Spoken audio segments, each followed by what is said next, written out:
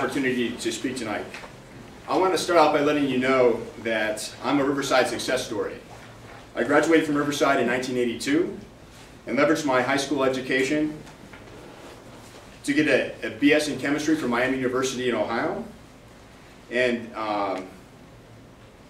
later for an MBA from Case.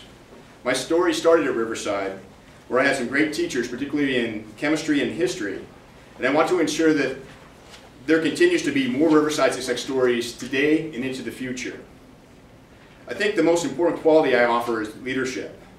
I have over 25 years combined leadership experience, both as a technology project manager for the Department of Defense and as an officer in the Navy Reserve. Throughout my career, I've repeatedly been in situations where I've had to work with diverse groups of stakeholders and gotten them to combine efforts to successfully get to a common goal. I did this by talking to and understanding what each stakeholder valued, and then I identified common ground that allowed us to achieve the common goal. I think this leadership skill is going to be critical to have on the next board. Rounding out my background, while I was in the Navy Reserve, I did a 10-month tour in Iraq, and I'm also involved in the community as a board member for the Salvation Army, and I'm active with the Boy Scouts. Additionally, I'm married, and I have 2 children who attend Riverside schools. As for why I'm running, the board needs strong principled leadership, and that's what I believe I bring to the table. If elected, I'll collaborate with all district stakeholders to develop a holistic vision and strategic plan. The plan will acknowledge the financial reality we face and act to balance the need to serve the students and the community with the need to maintain a fiscally sound district. You obviously have many choices for school board, but I want to take the next minute and say that you need to make me a member of that next school board.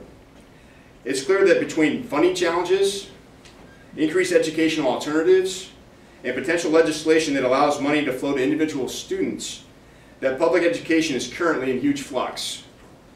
Right now, if issue 6 fails, the going consensus is that we need to cut extracurriculars, activities, cut the number of credits offered, cut staff, and possibly close an elementary school.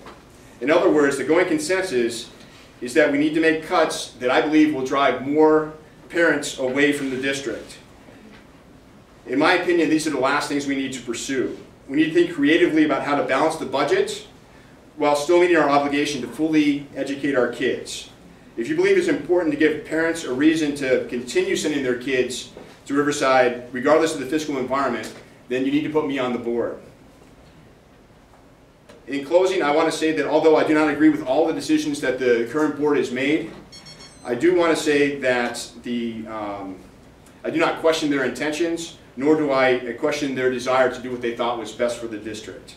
Again, thank you very much, and I ask for your vote on November 8th.